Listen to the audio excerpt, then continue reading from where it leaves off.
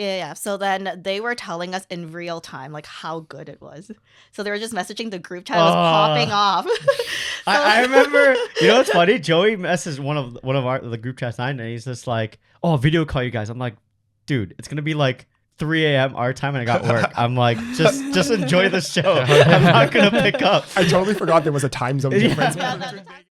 There were some seats that were obstructed. Like, there's not what would you say would be the ideal seats from now that you saw the sphere internally? Yeah. Like, dead middle, 300. 200 to 300 dead middle. Yes. Dead middle. Yes. Okay. Mm-hmm. I think it's like 3.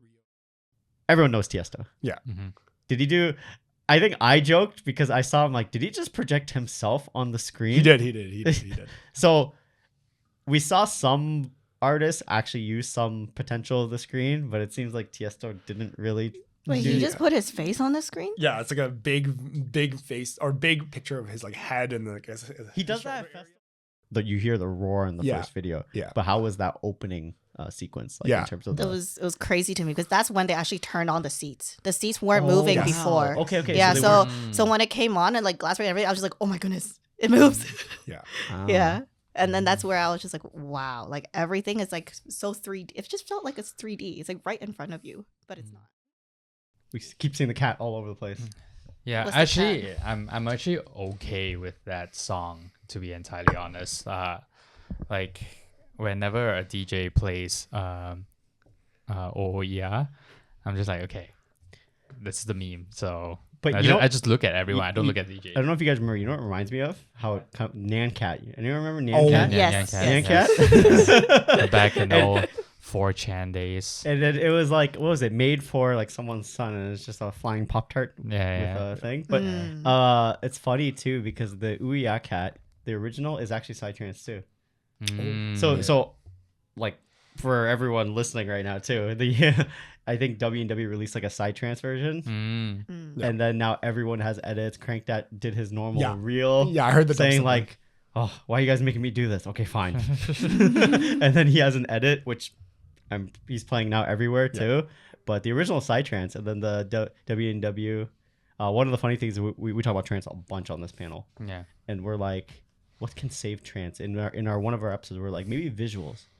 Will Ouya Cat save trance in 2025? I don't think so. But, it's the step on the right direction, I would say.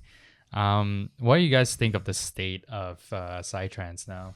State of psytrance. I mean, I personally don't listen to that much psytrance, but like I guess the most notable in Ophelia Records, obviously Blastoise. Yeah. I think that one I think pushed me to start listening to a little bit. A lot of melodic dubstep incorporates psytrance, like 7 Lines is psytrance. Yeah. I don't think Millennium's floated with psytrance though, not too much. I think Jason Ross has a different alias for psytrance. I think. Not Jason Ross. It's 7 Lines and someone else. They have Braxis. Braxis. That does that. But I don't know if others like. I don't know. Right now, like with dubstep too, what's the influence? It's rock right now. That's huge influence, right? Like the Keizo style and all that. Yeah. But it's also, I don't know. Actually, I kind of like that the dubstep is taking that rock influence. I mean, it obviously always been originated by that with the whole headbanging on the rails and things like that. It's rock vibes, but I think going back to that roots is less electronic. The thing is, dubstep's already established here. So like when we start, it's like we're saying like psytrance will save trance in here because psytrance is essentially like pretty dormant here. There was one time we talked about in the panel that in order to kind of save trance, the 138 is neither here nor there. The BPM, so you either go fast or you go slow, and the slow actually made it work, which is I mean that's what we're talking about right now. And for the fast one, it's psytrance. I think it makes sense too because like I think with like melodic dubstep producers like Jason Ross or like even 7 Lions, like when they're playing their melodic dubstep songs, most of the time like their first drop is like melodic dubstep, and then when they do double time, then it's like a perfect BPM for psytrance, right? To get the energy back. Exactly, because then you don't want. I think there's like a new recipe that's like currently circulating where like DJs would play like either a melodic dubstep like drop first, and then the second drop would be like more dubstep, and then the third one is like techno. Like, you know what I think the example. But you know what I actually like popping off that's doing that? Speed House. Oh yeah. Right now Speed House is in like Shill kind of leading the way. Did you guys get tickets to Shill? I did not personally. Did you? No. It's March 1st. March 1st. Let's go. I know that she's playing New York because I'm in New York City. I think in like the second or third week. I think she's playing also in New York. So maybe I'll check that out too. Yeah. I would recommend Chill. I saw her at Tomorrowland and it was good. I was expecting like a full dubstep kind of show, but the Speed House surprised me. But she is a Speed House artist, so it's my bad for not doing homework, but whatever. I just want to go see her. Then what was I gonna say? Ouya Cat, more of it. No, I've literally cooked my one friend. I posted to my story. It was during like Prids weekend, and me and him both went all 3 days. Like we went all 3 day Prids, but then all of a sudden I get a random message saying, "Yo, you have destroyed my Instagram feed with Ouya Cat. That's all I'm getting now." He's like, "You have single-handedly destroyed it," which is. Do you think that song would put as much impact as Sandstorm? Gotta wait. I think Sandstorm stood the test of time. Yeah. Sandstorm stood the test of time, but it's Twitch that brought it back, which is like crazy. Yeah. It went from mainstream to a meme and then to a throwback and back to a meme. Yeah. So it's like it's kind of weird. Yeah. Will Nyan Cat come back? Nyan Cat, no. Yo, will Crank that do a Nyan Cat remix? Yeah, probably. Yeah, he's in the generation of Nyan Cat. That's true. So Millennial. I'm surprised he hasn't. Yeah. Is it Millennium? Alenium? I don't think so. I don't see it. Okay. I don't see it. I think Alenium is way too big for that. To just drop Nyan Cat in the middle of his set. So, but who knows? Maybe he may think that he's too big to fail. But we've seen a lot of DJs that go too big to fail and they fail miserably sometimes. I'm surprised Subtronics doesn't have like a remix of the Cat yet, because he usually like takes a sample of something and then and then just make it a whole He's song. been more on the wonky dubstep lately. I think right now that's the craze. Like we were talking about earlier, like Levity and Tape B, which Tape B was here this weekend, and I heard good things other than the venue being packed. Because you went Breaching, right? I went, yeah. So packed, sweatbox. But even from a friend who wanted to like non-dubstep, he's like, "Yo, Tape B, fire." Yeah, the set was really good, but the venue is too hot. Where'd you end up in department to see it? I was at the front. I squeezed my way. Like my group was like, "Oh, we're staying here." I'm like, "No, I can't see anything." And I was so short, and I'm like, "I can't see anything." It's like a big pillar right in front of me. So I was like, "No, it goes straight." I was like, "Okay, I'll lead. Just let the small Asian girl do the work." I leaded the whole group to the front. The classic Asian. The Asian train. Classic. Led by the smallest one in the group. The smallest one in the group. And then it just slowly gets like bigger, and they're like, latch on. Awesome. Well, so I think we can get started on the episode. So, hey guys, we'll start now. Hey guys, welcome back to the Back and Body Hearts podcast, where we talk about all things EDM. And today we are actually excited, even though we're talking about Ouya Cat and trance and dubstep, we are actually excited to talk about this topic, which is the sphere. So we are going to talk about all things from the inside, outside, transportation, flying. And we have two guests in the house. I'll introduce them. To my right is Joey. Hey, guys. And then to my far right is Beatrix. "Hello." And I'm your host, Sunny, for today. And to my right is Yikern. Hi. So it's good that we have both you guys, because both you guys have interesting different avenues to how you feel towards melodic techno, because Joey, you're a melodic techno head. 100%. And I know Beatrix, you're a bass head. Yes. Yet you still wanted to make the trip to go see the Sphere, which we'll get into, but it's a very interesting dynamic to see how that came about, to saying like, I'm going to go watch the Sphere show. So for those of you who don't know, at the end of last year, we had our first EDM show at the Sphere, which I think caught everyone off guard when it was announced, because I think when Sphere was announced, it's like, okay, there's potential for an EDM artist to do this. But with the way the Sphere is marketed, we thought it would be like, one of two. It'd be like maybe in the three. like 2 or 3 years down the road that someone would take a stab at it. Because I think the main one was like the Eagles that they were doing it, and like the residency, like essentially to run a show at the Sphere is costly, and also they have to like build up a lot of it. But I think it was announced August? Yeah. Was when it was first announced? July or August, I think. One of those days. So yeah, like it was July, and I think it was earlier than anyone predicted. And then like we'll get into it later, but they just announced new dates in March, beginning of March, which 4 shows? It's 4 shows. Yeah, 4 shows. 4 shows. And we'll definitely talk more about that. So yeah, as I said, we'll talk about the experiences, what Beatrix and Joey went through in order to get tickets, accommodation, travel, their experiences inside. So there's a lot to talk about, a lot to unpack. So stay tuned. So yeah, as we mentioned, we knew there was going to be a Sphere show eventually. But did anyone see Anyma doing the first show?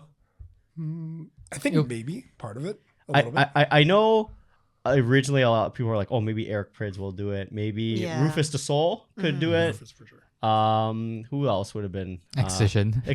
I mean, that's a that's a base head's dream, but I don't think he has the market to sell out multiple days. See, the one thing that's interesting is we don't know, because it's technically the Anyma show was a residency, right? I don't think someone like an Excision can fill out a residency. It's pretty be like a one-off weekend. But we also know when it was first announced, it was just one date, I believe. Yes. It was just one day on the 28th or something like that. No, it was on the New Year's. It was it? I think it was the New Year's date was the first one was announced. I forget the ticket sales process, but I think it was just that one. And then the other dates opened up after. Yeah. So where were you guys when it first announced? Like, what were your reaction?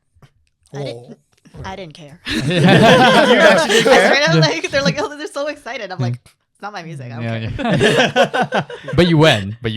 Yeah. So we'll talk about it. Yeah. We'll definitely get into that avenue because obviously Beatrix changed her mind after that. So, but you, Joey, I remember we talked about it. It's like, holy shit, this is actually happening. Yeah, yeah. I remember posting I think to pick off Beat's point, I remember posting the announcement on our group chat, and then she's like laughing emoji, and that was it. That was it. That was our response, and I was like, okay, I guess I'll just go myself. We were talking about it for a bit, and I think I was very excited for it as well. You know what was impressive? The viral marketing behind it too, because I think it was like a tweet, and then the Sphere tweeted something too, everyone knows Anyma for the eye emoji. Yes, the eye emoji. And then you know which one sealed it? It was when he was standing in the desert. And all of a sudden, the backdrop is like a desert sphere. Yeah. And they didn't say anything after that. And that was so cool to see. Just oh shit, this is actually happening. Yeah. That he's doing the Sphere. Yeah. I think there was a really good viral marketing off that. Because I think what Anyma did was, I think he removed all his Instagram posts. And then I think he only posted one picture. And then it was him in the desert. And then it was just one story.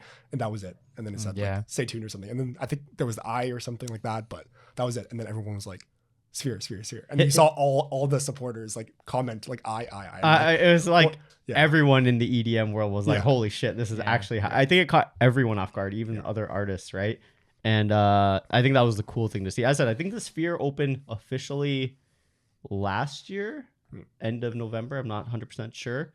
And they run mainly their one show they run is some visual show that they do for the Sphere Showcase. And then I know by last year you mean 2023, right? Right. Sorry, 2023. That's what I meant. 2023 is when it opened. We are in the new year. Yeah, we're in the new year, yes. They opened that late, 2023? It was late, or it was last year early. Huh. Okay. They've been well, we mentioned it on our news episode, but they have been running at a loss. I think it might have been fall, to be honest, 2023. And then they started they run what Discovery Channel type of shows? Yeah, that's what they do. And then I think I knew people who went last EDC who went to the show, the Discovery one. It was tickets were still pretty pricey. They're over $100 to go. And I heard it wasn't that great, but I know the Eagles, all their souls are selling out, and it was just a residency. But once again, everyone, when the Sphere was first announced, everyone think it'd just be indie bands, pop bands, popular artists who would do it. U2 played at a show there, I think. U2 was the opener. Yes, you are correct. Yeah. U2 was the opener. They did their opening show for the Sphere. Yeah. And I believe that was September. Yeah. I think that's what it was. But to see Anyma get it was probably a shock to the EDM world, which is great. So now it was a shock, but it was kind of a predictable shock.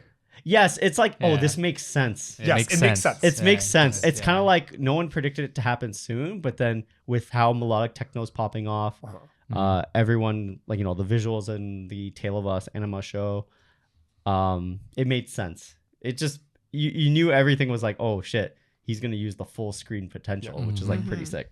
So I think, as I mentioned earlier, I think it was one date announced. It was it's the same thing. It's a feeler to see how it's gonna do. Apparently, the the New Year's Day like sold out instantly. Yeah.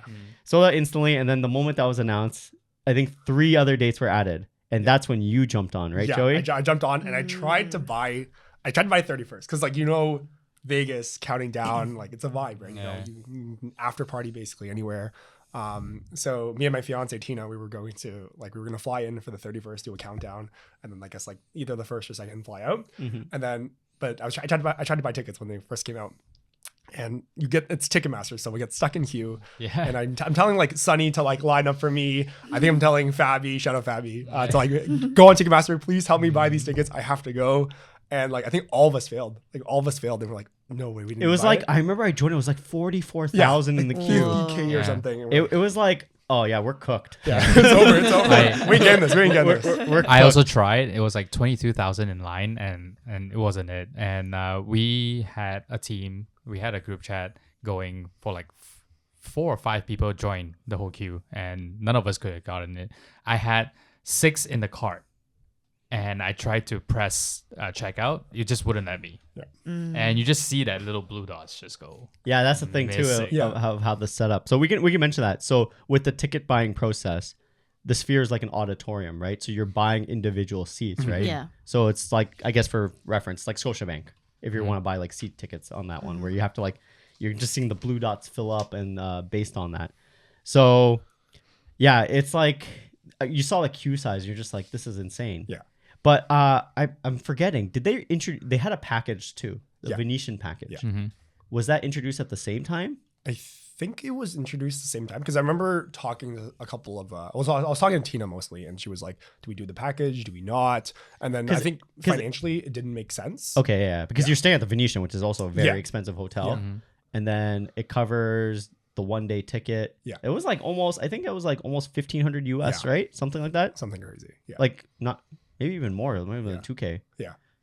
I mean, EDC is expensive as well, but like this is like this is like the same for price one for night. One night, especially if you're doing the New Year's one, because I've done New Year's in Vegas, and everything skyrockets to stay on the strip. Because New Year, for those of you who don't know, once again, Las Vegas is one of the hub for New Year's too. So like all the West Coasters go there. The entire strip is like blocked off. They got crazy fireworks too. So it's definitely a surreal moment, but be prepared to pay an arm and a leg for accommodation. Especially, I mean, last time I went, when I did it, was like 2011. Oh, wow. Like literally when I turned 21. So it's been a while. Yeah, that inflation, I don't think. No, it was bad back then that it made us switch hotels. I couldn't even imagine doing it now. I haven't checked. I don't even want to check. But so then how did you end up getting tickets? So I never actually bought the original 4 dates. I think it was like 27, 28, 29, 30 or 31. I think it's original 5 dates. And then they put, or I think maybe 27th and 1st got announced or something. And I initially didn't get the first 4 dates because they all sold out in my face. Yeah. I was trying, I remember like sitting in my friend's apartment in New York City, and we were both trying. I think he was working that day, and then I was trying, and then I think Sunny was trying for me, and then we just couldn't get it. And I was like, you know what, maybe it's not meant to be. So I walked out or whatever, and it was like roaming New York City, and then I see a post on Instagram, and they're like, oh, just announced January 1st, new show. And I'm like, I have to try again. So I'm on this like random like data package. I'm like praying for a signal because at this point, because I'm on like some eSIM, and then I get in and I'm like, okay, I'm in, and then I see like, oh, no tickets are like there. I'm like, okay, well, it's not meant to be, and I close the app, and then like before I open it back, and this is on your phone, right? This is my phone. I got my phone. So just to butt into this is the one thing, and we keep talking about this. We have an episode on ticket buying processes, but Ticketmaster is probably the most funky one where we can't give proper advice, but we have been told that mobile version does get priority over the web version. Interesting. I have been told that, but it's a crapshoot with Ticketmaster because the moment you see that queue number, you're like, I'm cooked. Yeah. But I remember seeing the entire thing was great. And then I saw like some people were already reselling, and it was like absurd. It was like $800 USD for like 2 tickets and like the level hundreds. I'm like, there's no way I'm spending $800 USD. And then I refreshed one more time because I was like, you know what? I'll try one more time. I think running to grab coffee, and then I see 2 tickets, section 301. And then I looked at price. It was like $320 combined. I'm like, I'm gonna gonna try it. it. I added to cart and it said, and then you know how that screen when it refreshes? And Oh it yeah, says, you're just and then you waiting. see the timer, and then you see like the 10-minute timer countdown, and you're like, I have it. And then it's like I pulled out like, oh, Apple Pay, whatever, and I pressed it instantly, and then like just the dopamine just kicked. I was like, I am going to go to Vegas. You got past that refresh stage. Exactly, it's that refresh page. Exactly. Okay, so how about you, Beatrix? How did it work for you guys? For us, because we decided very, very last minute. And so just before that, so you mentioned that the dates were added. They added 2 more dates after the week after, and that's the weekend you went. Yeah, we went that. You weekend. went the weekend, the 9th. What was it? The 10th and the 11th. I went for the 10th. The 10th. Yeah. Okay. Yeah. And Joey, you ended up the first. Yeah, I went to first. Yeah. So it was pretty interesting because I think we only decided on New Year's Day that we're gonna go. So it was a very YOLO trip. Okay. That last minute. It was very, very last minute. So then we didn't do Ticketmaster. We did say raving is expensive on this. Yes. So you didn't do Ticketmaster? No, didn't do Ticketmaster. We did like secondhand on StubHub. Yeah. You want to share some cost details? It was not bad. Well, yours is much cheaper. My tickets were like 400 CAD. Okay, that's not bad at all. That's not bad at all. Because wait, he got 300 for 2 though. Yeah. Yeah, I bought, it was I think 160 USD. Yeah. But back then in July, USD was actually not as bad. Now I think it's terrible, but back then in July it was like 1.3 and now it's like 1.4, 1.5. Yeah. So you did your job, but you did yours when it was bad. Like the dollar was bad. Yes, because we bought it very, very last minute. Like literally Jan 1st. We're like, okay, let's go. And your group size was how big? I went with a girlfriend only, so just 2 of us. Okay. And then the other people, they went on the 11th. But all of them bought tickets already. So there's only like total 4 of us that decided very last minute. It was a boys trip and a girls trip. Oh, okay, nice. Yeah. Oh, interesting. Okay, so what made? I guess I want to ask. What made you buy the ticket? Who convinced you? Who convinced you? It was Arthur and Kaya. Okay. So they went, I think before you, right? Yeah, I think they went on the 29th show. And then we like me and Tina, we actually ate dinner with Arthur and Kaya. And we actually, after dinner, we were like, okay, we got to go to the Sphere now. Because I think doors open at like 8 or something. And we wanted to get in early for like merch and stuff. Okay. But yeah, we saw them there too. Yeah. So then they were telling us in real time like how good it was. So they were just messaging the group chat. It was popping off. I remember. You know what's funny? Joey messaged one of the group chats and he's just like, "Oh, video call you guys." I'm like, "Dude, it's gonna be like 3 a.m. our time and I got work." I'm like, just enjoy the show. I'm not gonna pick up. I totally forgot there was a time zone difference between Vegas and Toronto. I was like, it's just 3 hours. Oh, wait, I'm 3 hours behind. Yeah. So it was like what, like 2, 3, 4 a.m. and the group chat was popping off with like them telling us like how good it was. Is like, guys, you really have to come. So Arthur is like a really quiet guy. He usually doesn't give reviews of anything, but he was like, no, you have to see this. Okay, so then you're like, whoa, this is actually this is different because he's recommending us to go. Okay. And then I've also heard good things from Joey and Tina. But you're not a melodic techno. I'm not. And you still aren't? Or you're still on the cups? I don't know. Because I think for me, the visual made a huge difference. Okay. Yeah, it was the visual. Because as a bass head, obviously you're used to visuals with Excision, right? Yes. So like this is like, would you say it's like very similar on how you feel about like the visual aspect? I feel like it's much better, or maybe it's the Sphere. Like the entire like experience is very immersive. At Excision, it's like sometimes you just don't even look at the screen because you're just like too busy headbanging. Oh, that's true too. Yeah, that's also true. But the images help because a lot of people who aren't bass heads, they know the Shrek. Yeah. When I see the Shrek, I'm like, yes. That'd be like, immediately. Oh, I was like, okay, my phone is up immediately for that one. Yeah. So yeah, because of that, and then we're just like, okay, if you go, I go. Oh, those deadly words. Deadly words. Yes. So then 2 of the boys decided to like join the guys trip. And then like I was just like, well, I don't want to like, join the boys trip because like it's a boys trip. I'm like, so I was like, okay, if you're down, I'm down. And she said yes. And she said yes. And then we're like, okay, let's go. Because we were first checking like plane ticket prices just to make sure it's doable. It was like, it wasn't bad. I'm assuming it's not bad. It's not bad at all. It was like $350 round trip. Yeah. Yeah. I mean, early January is definitely a down season. Yeah. So it was pretty cheap. And then like hotel and everything we can like split. So it's not too bad at all. So it's not like a busy weekend. It's not like the New Year's, right?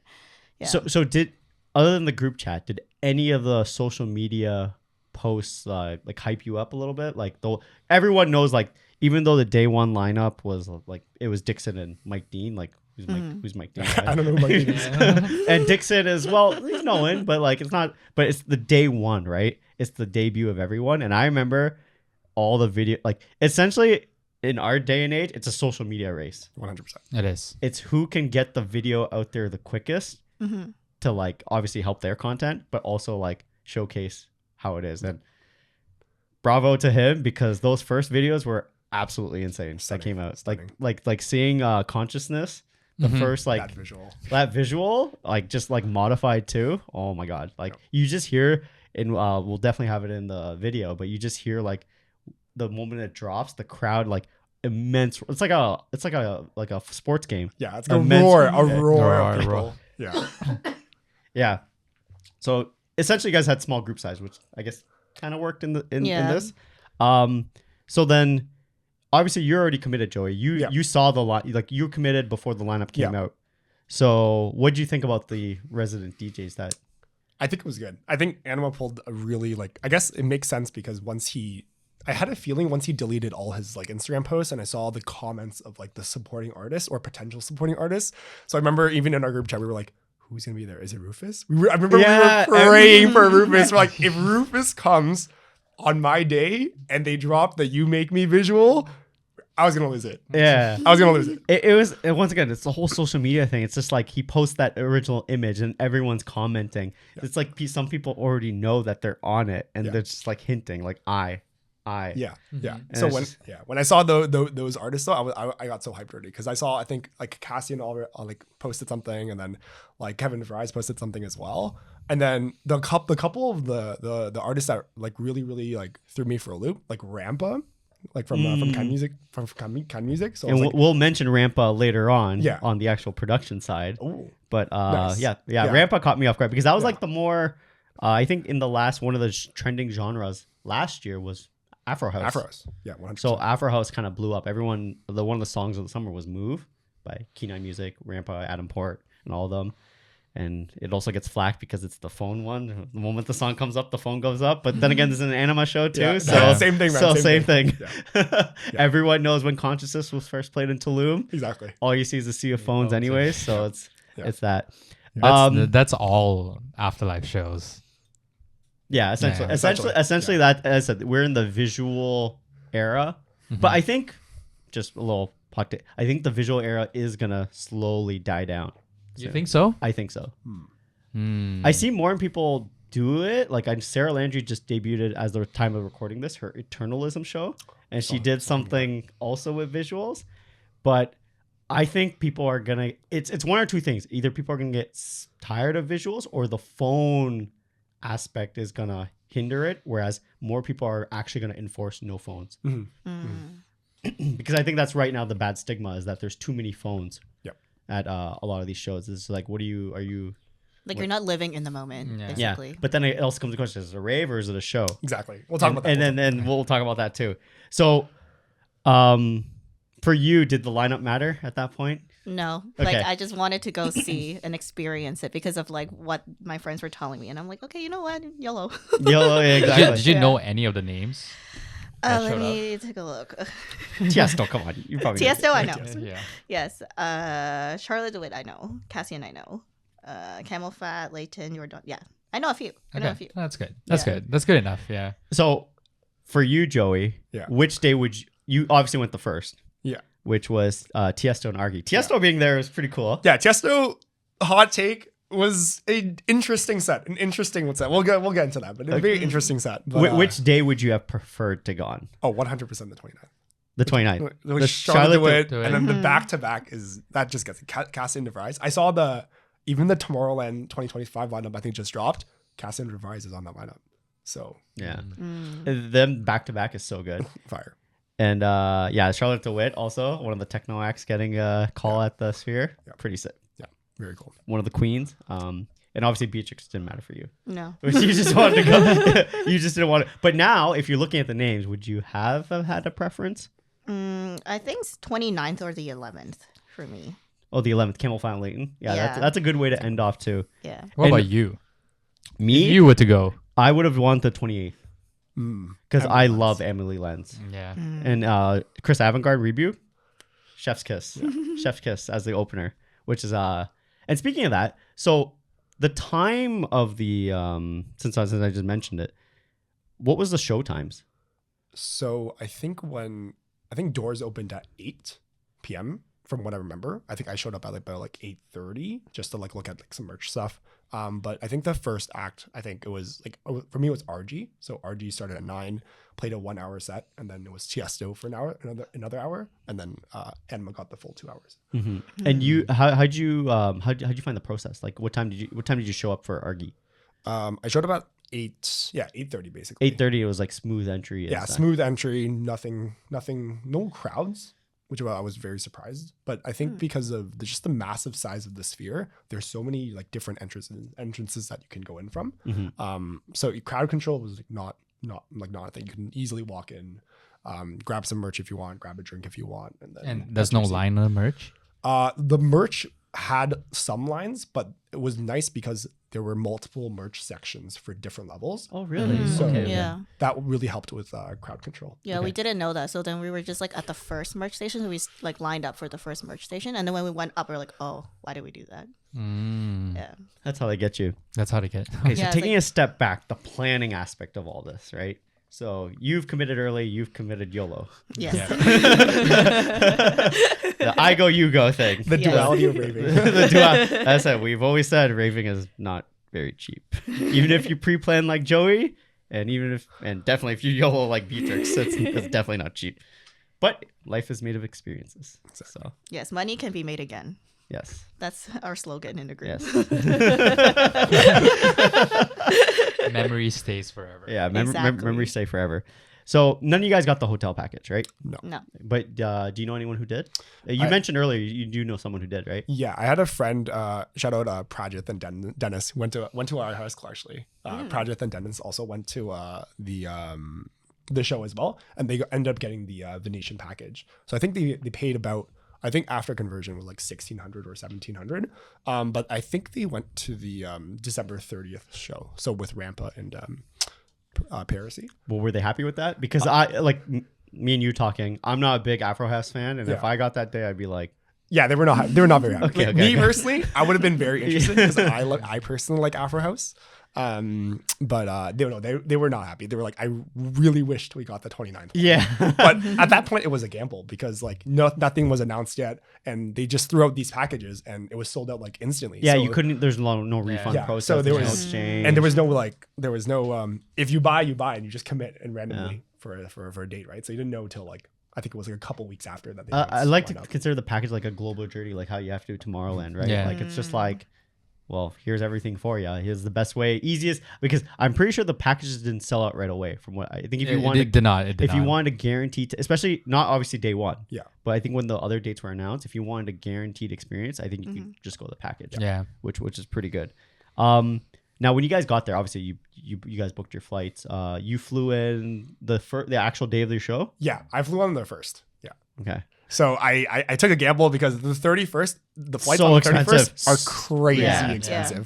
Because I think the idea is because Toronto is 3 hours behind Vegas, that means you count down 3 hours later, which means the time it takes for you to fly to Vegas is four. Yeah, you essentially, the way I remember, you essentially land half an hour after you took off. Exactly. The time of that. Yeah. So when you land, you're like, oh, it's okay. It's only half an hour later. Yeah. I think if I were to fly on the 31st, I think it was literally double the price. Oh, yeah. Easily. Easily double. Yeah. So you literally flew in the day. How long did you plan your trip for? We flew on the first, and then we were supposed to fly on the third, and we took a red eye, so we'd be back on the fourth morning. But our flight got delayed, so it was so they pushed it to the next day, and then okay. And you, Beatrix, how about you?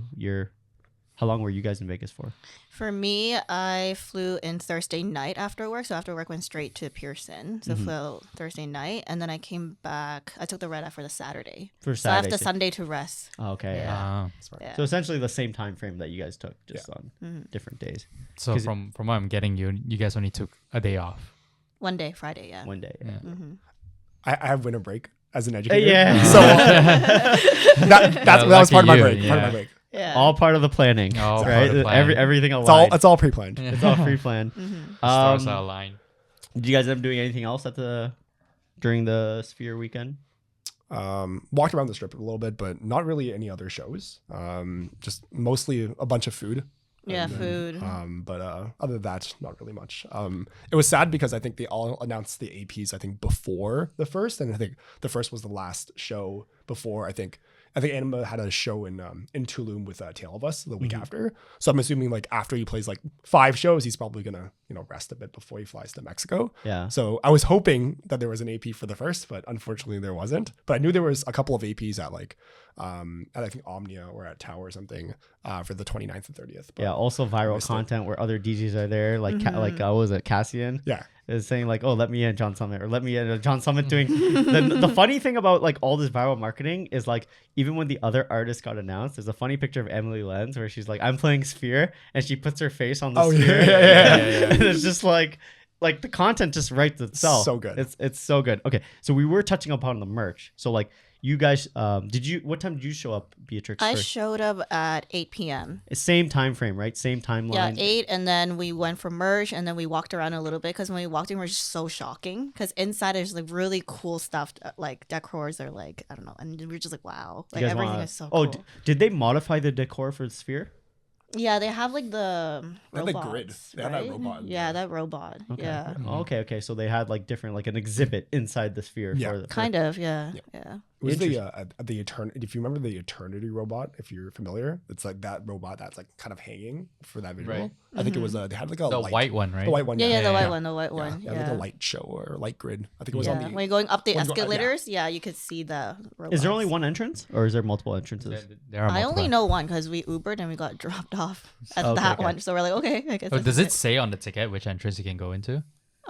There's different entrances like to get to your specific seats. I Right. think, yeah, but to go inside the Sphere, I think it's just one. I stayed at the Venetian without the baggage, but so there was actually a bridge connecting the Venetian. Okay, that was my next That is- question. So that like is- you mentioned you Uber. Where'd you end up staying? It was at Flamingo. Oh, you're at Flamingo. Okay, Yeah. and then but you were at Venetian, so you're Yeah. able to just walk there Yeah, there's a bridge that takes you directly into the Sphere. into the Sphere. Yeah, which is nice. Okay, I didn't even know that. How about the monorail? Because I think the monorail, the one that goes on the east side, Yeah. connects. I forget where it's. I think it stops at Bally's at the end. Isn't Yeah, I that think right so. next to the Sphere? I think so. I'm not sure though. Okay. I'm not sure. Okay. That's something interesting. If anyone has feedback, leave it in the comments on that. Yeah. Because that would be obviously Uber is Uber, right? Yeah, well, like Flamingo is also walkable, but then we were running a little late. Yeah, so they were like, "Well, just Uber." But then when going back, we walked actually because Okay, Uber yeah. was impossible to get Oh yeah. at the end of the show, like Yeah. impossible. It's Really? impossible to get. Yeah. Anywhere end of the show on the strip to go somewhere Yeah, else. yeah. Interesting. So we just walked. So yeah. advice would be for How long? just stay on the strip, right? Yeah, 20 minutes. I stayed like mid-strip because this is around mid-strip area, right? Okay, so okay. 20 minutes roughly. Yeah. Okay. And it's still cold, and I think it's pretty cold in Las It was Vegas. a bit chilly. Yeah. You definitely need a You need jacket. So definitely bring a jacket if you're going. Yeah. Even for the March ones, I would think it's probably a little chilly. I No, don't know. I don't know I'd say March so. is in March in Vegas. I don't know. I survived with a pashmina. Base head But energy. she has lived and breathed Lost Land, so Yes. she has she is very prepared.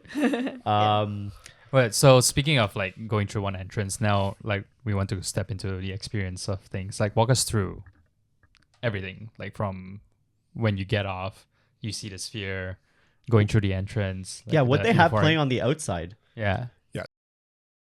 Did you know that nearly 25% of adults experience hearing damage from loud noise exposure, like the music at clubs or festivals? Once it's gone, it's gone. That ringing you hear after a night out? It's a sign that your ears are crying for help. Hears provides earplugs that reduce noise levels by up to 21 decibels, enough to protect your hearing while still letting you feel the bass and enjoy the show. Get up to 30% off when you group buy with 5 friends. Click the link in the description now or scan the QR code on the screen. Don't wait till it's too late. Order today so you have it for your next event. So when I walked in, I went through the bridge from the Venetian. So when you walked in, there was a merch table, and then like basically when you walked in, it was like a full on. It was already a sphere looking like I guess like the atrium was a sphere, and you saw like as a math teacher, you saw like math equations along the sphere, I which I thought was sent me so a picture. cool. You Yeah. sent me a picture. I'm Yeah. like, I know what that is as an engineer, but I'm like, this is so cool that he's just putting like random Yeah. math problems. Yeah, there's literally like math equations, there's like physics equations like along the sphere. And then I think on the website, because I was searching it after, I was like, what do these math equations, like some of them I have no clue about. And then they actually like had a description of each of them on their website, which I thought was pretty cool. I guess it was discussing the architectural features of the sphere, which I appreciate a lot. But there was also the merch table. Yeah. So you mentioned the merch table. Oh, you both are wearing Sphere shirts? Yes. Yeah. Yes.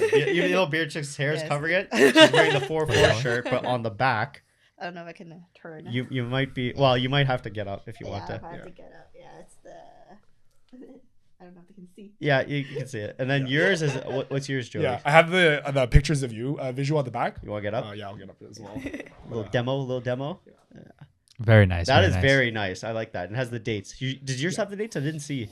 I don't think it has the dates. It has No. Yeah, No. So the That's one. the song So titles. for those of you guys looking, the one Beatrix has is the 4-4 label 4-4 one, label, which is yeah. one that you always see Tale of Us and them wearing, like both of them. And I think that's like the official yeah. one. And he has the songs. And the 4-4 one's more expensive. Yeah. Very 100. expensive. As I said, Very there's a lot of YOLOing going on that end of the table for buying stuff. But essentially, you bought it at a discount price because you don't pay shipping and the implied cost. Well, there you go. Girl Saving- math.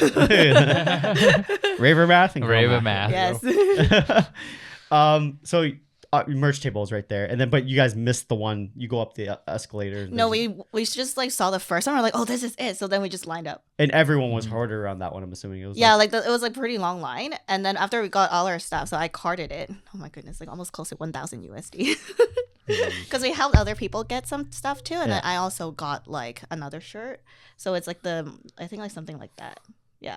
Okay. And then so we went up the escalators. Like we're like so happy, and then we're like, wait, there's no lines. There's like a bunch of other merch tables. So just go straight up, and then you'll see like every floor have like maybe like 1 or 2 like merch stations. So when merch station is just like a pop-up stand. Yeah, so it's pop-up like stand, a yeah. table. It's not like in a store or something like that. No, it's like a pop up stand. Yeah, okay. Yeah. So when you are going up the escalator, you see the curvature of the outside building structure. Is it weird? No. Or is it mesmerizing? I think I like the whole thing. Like I was just like, wow. So did you guys have anxiety like walking into it? Like, oh shit, this is happening. I know for you, I want to say you did, Joey, because like this is your baby. Yeah, right? it was like I was waiting for this rave for a while. I think me personally, because I have this rule where I don't know if I should stick to it this year, but 1 rave a month. I think you failed this month, right? I failed this month. December though. Sorry, Friday. Yeah, there you go. But December was like I think I didn't go to any events, not that I recall. And then I saved. I was, you know what? In January, I'm gonna go to 2 events to make up for the one in December. And then, but so I think that's why like every time I go to an event, it's like like I have this like excitement again. Mostly because it's like I haven't been. since Breaks last are month. good, everyone. Haven't If been you ever since feel raving fatigue, breaks are always good. It'll always be there, is what we say. No, but And- did you check out the lineup though? Yeah. You go, I go. Yeah, You go, I go. Exactly. I bought you a ticket already. I mean, you're coming. But yes, as we've always reiterated, like please get your financial stuff in order. The stuff, I mean, we assume the fear stuff will come back. Yeah. Yes, So- clearly I was financially irresponsible. And I'll do it again. And Yes. No regrets. No regrets. once again, know your limits. Okay, so you had some like build up like anxiety going into Yeah. like, oh my god, this happened. How did Tina feel? Your fiance? I think she really liked it as well. I think she was a bit less excited obviously than me, but because like we share Spotify playlists, so she knew exactly I guess what was going on too, because I have a melodic techno playlist as well. And I think she gave it a listen as well, so she knew a couple of songs on the track list, and I think she had fun as well. But I think she was definitely less excited than I was, but I think she was also like there was a like I guess like an excitement kind of boiling over. So when on the plane ride to Vegas, did you listen to all the playlists? Yeah. I remember I downloaded most of the songs like on Spotify where you can download it, and then we just listened to it a couple of times. And Now, it's because for me, before I fly to a big festival, EDC or Tomorrowland, I don't listen to any EDM for a week. Before? Before, yeah. Oh, interesting. And I'm completely different. I'll listen to an entire set of the artists I'm about to see in my car. That's me too. That's me too. Yeah. For me, it's like whatever because there's more involved. But I know that perspective from a lot of people. So it's like you just want to like it's like cleansing your palate. So yeah, it's like, essentially, it's like yeah. I don't know. For me, it's the other way around. It's like after, like, let's say a festival, I need to cleanse. Yes, where you don't want to listen to anything. No EDM for like a week. I'm more. I'll listen to EDM, but I'll listen to like complete opposite genre. Like when I went Lost Lands, I didn't listen to dubstep for like weeks. I'm like, I am completely dubstepped out. Even some trance ones, like even there's some trance fatigue after. Now, no such thing as trance fatigue. What are you talking about? Maybe for like a couple hours.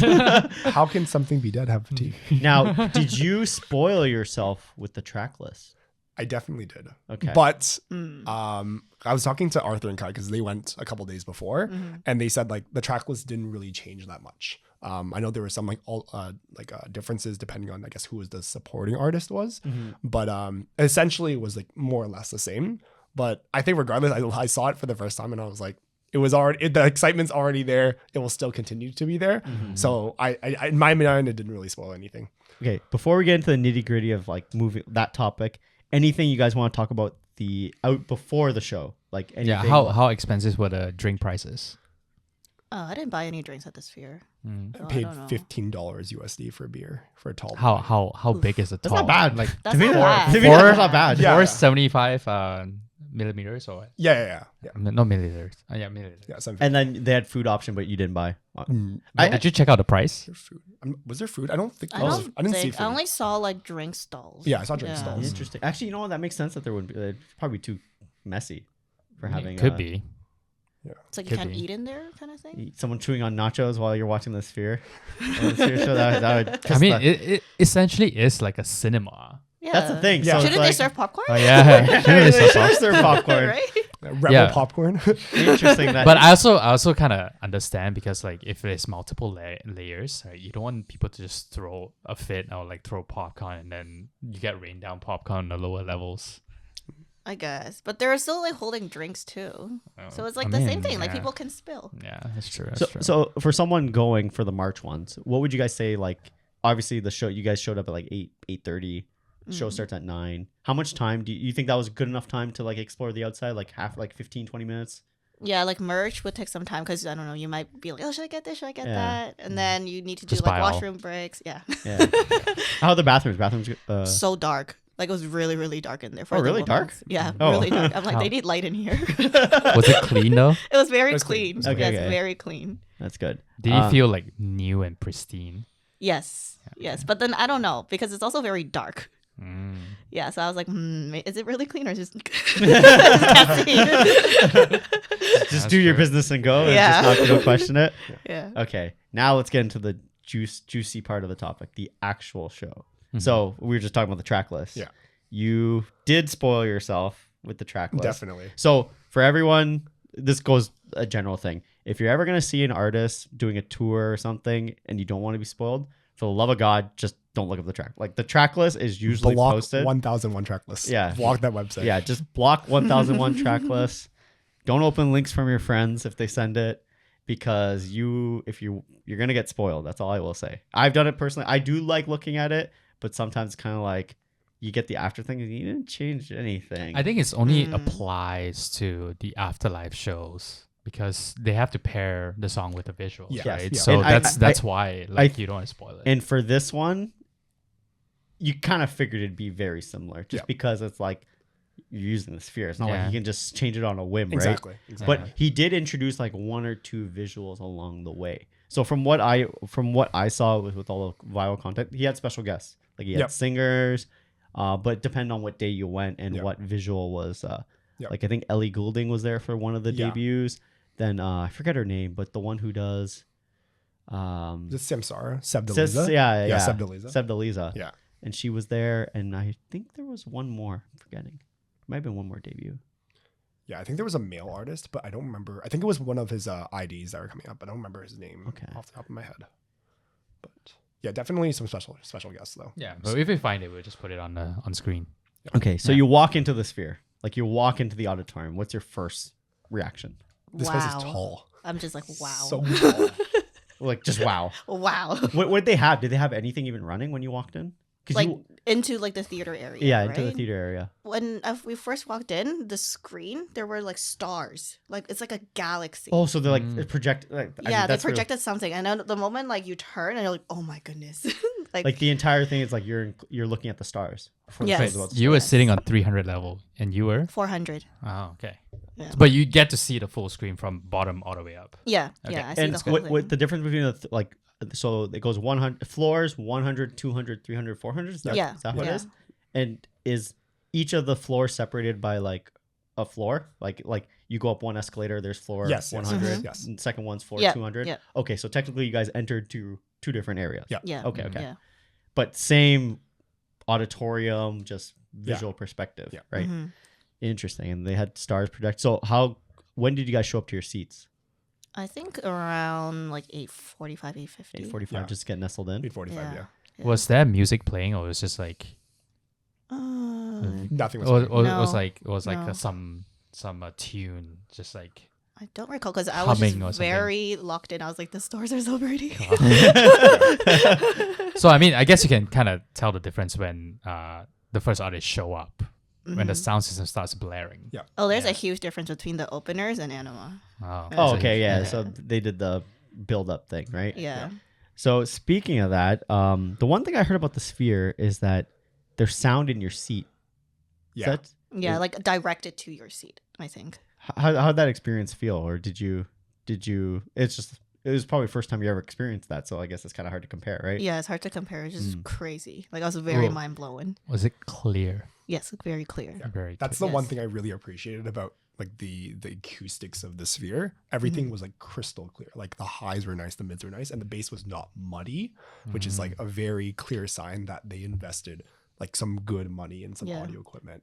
So I know you didn't really have much of an option with your ticket buying process just because you wanted to do that, but there were some seats that were obstructed. Like there's not what would you say would be the ideal seats from now that you saw the Sphere internally? Yeah. Like- Dead middle, 300. 200 to 300 dead middle. Yes. Dead middle. Yes. Okay. Mhm. I think it's like 303 or something, or 304. Yeah, I think mine or was 203, 4. Yeah, 204. I was a little on the side, like, because middle-ish, but not dead middle. I was 405. And you were at the highest level, highest right? level. Yeah. So what was different about the 400 that you say you want to go a bit lower? So when you're up at 400, you'll see like the little like the lines, the connecting lines of the screens. But I think on the 300, like people say, "Oh, I don't see that Yeah, lines." I don't see that. Oh, okay. Yeah, so it can get kind of annoying because you're like looking at the screen and you see like grids. Yeah, When it's black, you see grids. But then I had sunglasses, so when I put them on, I was like, "Oh, I You don't see them anymore." Okay. Yeah. Interesting. No, that makes sense too, because also your peripheral vision based on like where you're staring, right? Where Yeah. you naturally want to stare and how it'll do. Okay, so that's a good tip for anyone. Wear sunglasses. You can wear sunglasses. I mean, it's a rave. Okay, wait, Yeah. it's not a rave. It's It's a concert. It's a show. It's a It's a show. show. I don't know. It's a I have like visual- everything. It's a fine Experience. line. Yes, on I have everything. like very all fun. my rave gear, like my fan, my pashmina, my sunglasses, my earplugs, everything. Yeah, earplugs must. Yes, it's a Must. must. It's a must. Was it Yes. hot? No, it was very cold. Yeah, like, not please, hot. please bring your jacket. Yeah, Stay bring warm, a sweater. Bring please. a sweater. Yeah. Yeah, my friend, like, she dressed it really cute, and then she was like shivering the entire time. Very And then- cold. Okay. It's very cold. I was like, good thing I brought my pashmina. I was wearing long sleeve, but that's not enough. And then I put my pashmina on. I'm like, oh, it's still kind of cold. Yeah, But she's from Toronto too. Should be. yeah, but like just bring a jacket. You want stay No, warm. but, you but, know? but what I always say is like even now with raves too, like our Toronto ladies, like they still dress up to the T, and then it's Yeah. just like they're like running to the venue because they're like in like small shorts or Yeah, anything. the thing is like you're seated, right? So then Yeah. it's kind of like you're not really moving. So you're not like producing heat or anything. So you're just like stuck. So then it's cold. Very cold. So one thing we found out, I still don't know the process, but I heard you guys could have gone to the floor. We could have. I didn't know. We could have. I didn't I didn't know. know, but we could have. How did you Yeah. find out that you could have? Sonny messaged me and he said, "Wait, did you not go to the floor?" And I said, "Wait, that's an option."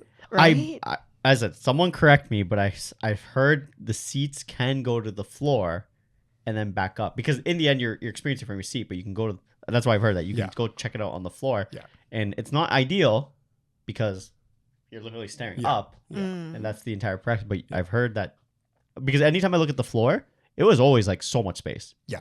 So Floor it's not like it not was a packed. problem unless they didn't sell enough tickets. But I heard that it gave you the option to do that. I don't know anyone who did that, or at least I didn't talk to anyone, but I heard you could have. So that's something maybe for those of you going in the March dates, just take a look, see if it's possible. Report back as that comment. Yeah. Message us, and we'll clear that up for everyone. Because it's interesting. Usually when you go to these type of venues, it's the floor people that can go up because they never sell out of the seats. But I think for Sphere, it's like you want to get the seated Yes. one. So then that's when maybe you can go down. Yeah. Was the seats comfortable? Very comfortable. Yeah. And would you say it's like a theater type seat or? I would say it's kind of like D-Box. Oh, D-Box. Yeah. Okay. Yeah. So we mentioned the screen and like how you could see how big, like, I guess to put it in perspective, how big was the screen for you guys when you went inside? Like how massive? Huge. Very. Anything you very can big. reference in terms of like size wise? Like you had to move your neck like all the way up Yeah. to see the end of the screen, because the screen would basically go like if you're sitting, it's hard to visualize, but it's like it's basically all around you. Yeah. Like It's facing like the curve. 180 degrees. Yeah. Even when I was on the 400, I could still go like this. Wow. Yeah. I cannot imagine on the floor. And the full visuals filling that too, right? Yeah. Yeah. Okay. Interesting. And we talked about it before, and you guys didn't side quest much. Like once the show started, you were locked in. Yeah, I I was was locked locked in my in. seat. Okay. Yeah. So- Locked in my seat. Let's talk. locked into your seat or locked into your spot because you stood up and danced. Oh, I didn't. I barely know. Okay, so there's a girl in front of me. She kept standing up, and I'm like, I can't Yeah. see. So so what's your guys' perspective on that now that you've been? Is it more proper? You happen at Budweiser, like our local, like Budweiser, right? Where I think when John Summon and Dom Dallas played, their seats, but I think everyone's like standing, right? So If like you're standing, just go to the floor. Why are you yeah, here? exactly. So Like, hello? that would be a good perspective if that's 100% true. But I know at like Dom Doll and John Summit, if you wanted to sit, I think you would have had a terrible time if you had that, because I think everyone's standing. So, But the thing is, like, when Anyma comes on, like the bass like vibrates, so your chair actually vibrates. so you want to, you want to feel the bass. Well, I don't know. I love feeling the bass. So. Oh, this is home, right? Yeah, I was like, oh, this is so, because then when she stood up, I had to like stand up because I couldn't see, and then I'm like, wait, I need to sit back down because I'm like, I can't feel anything. Yeah. Yeah, it's a different. I think your natural instinct is to want to stand, and you're like, wait, this sounds different. No, I need to sit back down, right? Yeah, because like some songs you're like, it was pretty upbeat, like you want to dance a bit, and then you stand up and they're like, no. Interesting. So but when the person in front of you stood up, did it block the difference in sound? Yes, in front, sound wise, no, because I think just visual for me, and I'm like, please. I literally had to go like this, like sit back down. Interesting. So talking about the openers, you had Tiesto, very interesting, Very interesting. and you had Script, I believe. I don't know who. Okay, Beatrix had Script based on the lineup. Okay, we'll start with you, Joey. Yeah. Everyone knows Tiesto. Yeah. Mm-hmm. Did he do? I think I joked because I saw him like, did he just project himself on the screen? He did. So we saw some artists actually use some potential of the screen, but it seems like Tiesto didn't really. Wait, he just put his face on the screen? Yeah, it's like a big face or big picture of his like head and like his He does that at shoulder area. festivals too, where he just goes out. It's not the first time I he's don't done like that. that. I don't like that. Yeah. Did Script, like your artist? No, I think who it was you told me to record something. Who was the DJ's name again? Discovery it was Channel? Mathme. Yeah, so they got switched last yes, minute. yes. So you got the day where Mathman played Yeah. as the. Oh, I'm looking at it wrong. Okay, yeah. It's It was a last minute okay, change. yeah. It was Sebastian and Grozo couldn't come. Yeah. Somebody. Okay. Yeah. Oh wait, there's two openers. That's why. Yeah, there's two openers. Yeah. That's why I keep forgetting. So you had Tiesto And and Argy then too. and Argy. Yeah. Okay, that's what I was forgetting. There's two openers. Okay. Yeah, I was like, yeah. this timeline's not making sense. I'm like, okay, so scaling it back. Argy. Yes, Argy. Good? He was good. I liked him. One of the things I think I wished he did more was he has a song with Anyma with a higher power, which has a visual in itself. Mm-hmm. And I was waiting for that song to come on, and then I was like hoping, oh, maybe does Anyma like pop in like casually like beside him? You know how like whenever you feature a song, for example, a DJ would like come say hi, whatever, and then do its thing. Anyma doesn't show up, first of all, and then also the visual didn't pop up. So I was like, This is so weird. This is so weird. So for him when he was playing, is it just the upside down naked guy just spinning? It was either that or there was like just like random like I guess background stars or like he didn't put his neo like bullet stopping. No. Yeah, Alright. no, he didn't do that. But there, I think for his last songs, I think there was some visuals. Like I think for Aria there was a visual, but it didn't use the entire screen, and I think that was done on purpose to like I guess create that hype for when Anyma actually comes on and uses the entire screen. But Argue was good. I think he played a very good set. I just wish that he got that higher power visual because I was waiting for like the guy with the staff. He's like splits the water. It's such a sick visual. I when we went to Afterlife where the podcast started, in New York City. Oh, if you guys didn't know, the podcast started at 4 a.m. when we went to Afterlife New York, and Benny, our main editor and one of the co-hosts, he turned to me, "Yo, you want to start a podcast?" And I'm like, "What?" I'm like, "Okay, we'll talk about this later." And here we are now. There you go. So shout out Afterlife for starting this podcast. There you go. But yeah, like that higher power villager, I remember seeing it at Brooklyn Mirage. So sick. Especially with Brooklyn Mirage, is like the screen is not tall but wide. Wide, yeah. So it used the entire wideness of the screen. Waves and the water just like separate from that. That's cool. Yeah. That's So cool. you would say you were robbed from that. I was robbed from that one visual, and that was, and I predicted. I remember I was posting on the group chat. I predicted that he was going to drop higher power with the visual, and when I said that and it didn't happen, I was like, "Ooh, that stung a little bit." But you know what? It was fine. I got over it, and then Tiesto came on. Okay, we just briefly touched on Tiesto. So Tiesto just projected himself. Yeah, Did you like the set? Because he does do in extended. It was an interesting choice, but I know for extended sets, Tiesto does do melodic techno or like progressive house. Progressive house mostly. At the beginning of the set. So it's mostly just all progressive house. Yeah, it was decent at like no big room stuff. No audio. Yeah. No adagio for strings. I remember I told you if he somehow plays that, please record. Yeah. No adagio for strings. I was hoping adagio for strings, but like maybe like a melodic techno remix, or like he played a bit of Afro house, which I was really surprised. I think he did a remix of More Love, and a melodic techno remix of that from Kind Music. So that was pretty cool. Was it Lethal Industry? Yeah, Okay, that's sick, a classic. Classic. But other than that, I didn't find his set like, I didn't love his set for sure, but I thought it was very interesting. I was talking to like, I guess the two people that they were complete strangers when we met them, and they were like big Tiesto fans, and they're like, "This is the first we bought this show and we traded tickets for this show just to see Tiesto." And I was like, "Okay, cool." Okay. I was like, "All right, that's cool." And then I was like, this set is like melodic techno, right?" He's like, "Yeah, I'm very interested to see how Tiesto plays with melodic techno." I'm like, "Interesting." Did you ask them like when were they a fan of Tiesto? I did not, but I was like, I was asking. I was like, why this show though? I was like, he's probably not going to play Adagio for strings or Boom. Okay, so Beatrix, for you, obviously lineup didn't matter for you. No. Okay, so you had script, and then as what we just mentioned with the correction, it was supposed to be Sebastian Ingrosso, who's part of Swedish House Mafia. But it turned into Mathemane, which I remember when I'm like, that's sick. That's sick. But it fits the lineup. It fits the lineup, and the one question was, and I knew it probably wouldn't happen, is like, would they use their AV visuals, which would have been unreal on the... They did have visuals. I think the first guy was like, the visuals like, it's okay. And then like it progressively got better like throughout the night. So the second DJ, they had like a lot of really good visuals. Actually, like my lock screen now is a picture of it. Oh, really? Yeah. Okay. It's really pretty. Like, they have really pretty like flowers, lines. We'll put it in the video lines. if you want to share it. So Yeah. There's like abstract lines, and then there's even like these water waves. It was just like very mesmerizing. Interesting. Yeah. Yeah. The water waves with the naked spinning guy? Not a spinning out. It was like there was a cross. Oh, okay. Yeah, so I was like, is that like his symbol? But then the next day when the second group of people went, I was like, oh, it's the same visual.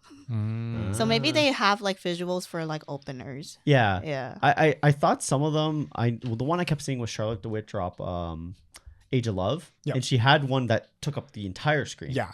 I don't know if she made that. Once again, we all assume these visuals, like Anyma spent millions probably making these visuals in terms of like to project them on the sphere, but yeah, I'm assuming some of them might have been like preset already for the artist, which once again it's an experience to just play the sphere, right? Yeah. I think for them it's just like Wow. They still used the whole screen, so I was like, okay, this is good. Yeah. Yeah. Did you enjoy either of their sets, Scripts or Math Names?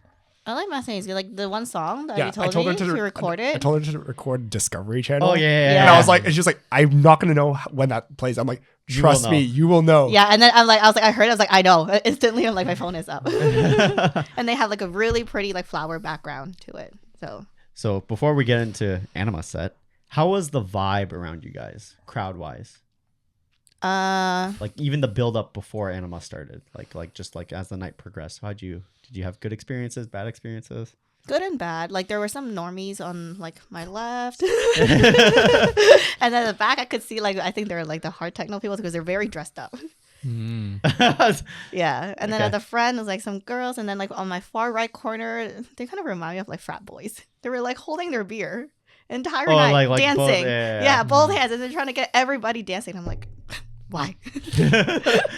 As I said, I think once again, it's an experience, right? So I think with how it is, a lot of people would even go last. A lot of people probably did the last minute StubHub check price and go too. Yeah. So I think you get a mixed crowd where you get ravers and non-ravers, but I think that's okay for a show like this. Yeah, I think for me specifically, we had like the two big Tiesto fans were on my left, and then we were chatting with them for a bit. I think they were from like Denver or something, and I was like, "You guys get Red Rocks. I'm so jealous of the fact that you get to get this festival every year. I wish I'd go, but whatever." You should have been friends with them so you can stay with them. I know, totally. You gotta get someone in every major city. I know, that's the goal. That's the goal. To my right was empty, which was to my surprise. And then in front of me, I had these two ladies who were, I'm pretty sure they were like Instagram influencers or something. Same. Oh my God, same. But they had like, they were always like consistently on like Snapchat. They would like, they were like tell taking Tina, videos, and they would like ask me like, can you take a picture for me? And I'll just be like, and they look at us like, can you take more? Was it, what, do they put on Flash? Yes. Yeah. Oh my God. Yes. So it was a show. I wouldn't say it was a rave, but definitely a show. Definitely not a rave. Definitely not a rave. No. It did not feel like a rave to me. It feels like a show. Okay. Yeah. Interesting. Okay, now into the meat of this content. Nice. So the build up to when Anyma started. How was the intro for you guys? How was the intro? I think the intro was spoiled already because he posted actually that on Instagram. Yeah. So I unfortunately clicked that link and it was like the robot and then the one where the glass breaking. Yep. And I think that was already spoiled because I think the actual sphere on the outside, the advertisement for Anyma was also the same robot. So I think he reused it in the actual intro. I think that's fair as a build up, to be honest. Yeah. Yeah. And then I know, and spoilers, the next one was Consciousness. Oh, that was so good. I think that was one of probably my favorite visuals on that, mostly because of the fact that they adapted that visual specifically to the sphere. And it made it like so immersive to the point where it was like you felt like you were falling. Oh wow. With the robot on screen. So with the transition, with the glass breaking, it just all of a sudden, like, how was the atmosphere in the auditorium in that one? Like we mentioned earlier, like the Consciousness video is like that you hear the roar in the first video. Yeah. But how was that opening sequence? Like in terms of it was crazy to me because that's when they actually turned on the seats. The seats weren't moving before. Okay. Yeah. So when it came on and like glass breaking and everything, I was just like, oh my goodness, it moves. Yeah. Yeah. And then that's where I was just like, wow, like everything is like so 3D. It just felt like it's 3D. It's like right in front of you, but it's not. When the robot fell, did you feel that your gut was? Yes. You felt like you felt it in your gut. Yes. Oh wow. I was like, why am I falling? But I'm not. You know when you're on like if you've been to Wonderland and you're like on top of the before the drop of the roller coaster, you get that like pit in your stomach. It's like, oh, I'm like, this is a scary drop. Yeah. Like that's exactly the moment, the feeling I got. Yeah. And the song's a banger too. Exactly. Yes, And the song's a banger. yes. Wow. Yeah. You know, for a lot of people who goes to a lot after live show, they always complain like it's either a vertical screen that is not wide enough or it's like wide enough that is not vertical enough. And then like you go to Tulum, it's just a big round circle. Yes. And would you say that with this filling your whole peripheral vision, is it how do you describe it? Is there any flaws to it? I don't think there's any flaw for me. I feel like it's like the absolute best.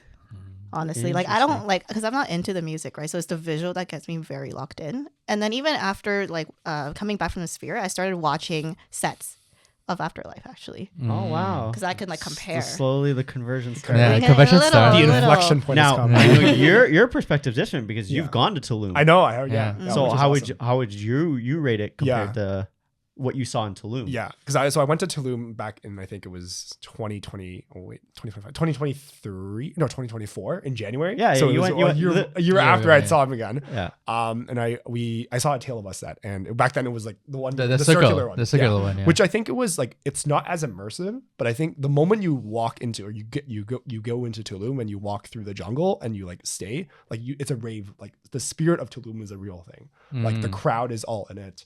The visuals are stunning, but at the same time, it wasn't like it's not immersive.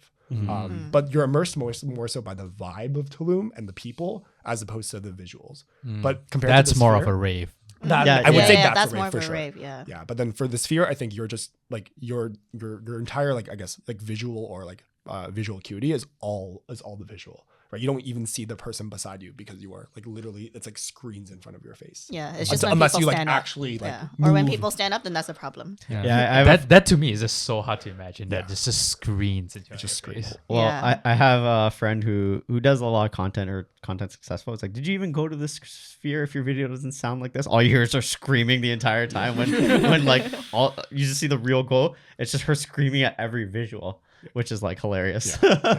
So speaking of the visuals, which one blew your mind?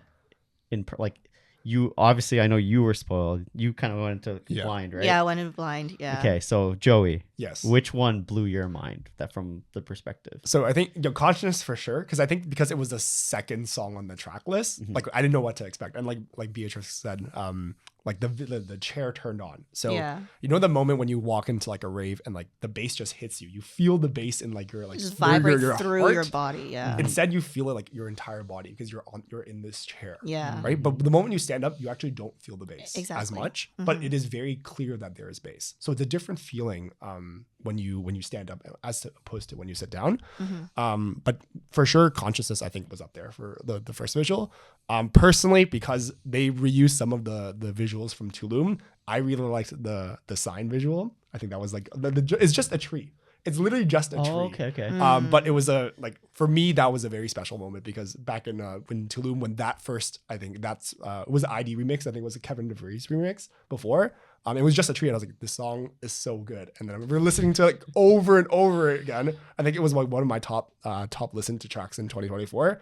And then I saw it again, and I was like, I guess it meant more to me. So I did like that visual. That was a personal one. I'm just trying to. I'm like drawing a blank. The tree visual is that the one where the thing explodes in the middle where they meet up or No, I think that was that's Save Me. that's Save Me. Yeah, That's Save Save Me, Me. Okay. Save Me was visual. my favorite. Okay. Oh, That was okay, beautiful. okay. Save Me Okay, was okay. really So, beautiful. yeah. Yeah. Leading on to that, so Save Me was your favorite, Yeah, that was one of my favorite ones. Just so beautiful, like the human and the robot. I'm like, oh, and then the explosion. the that explosion happened. that happened. Yeah, Yeah, that's one of my favorite Afterlife visuals too.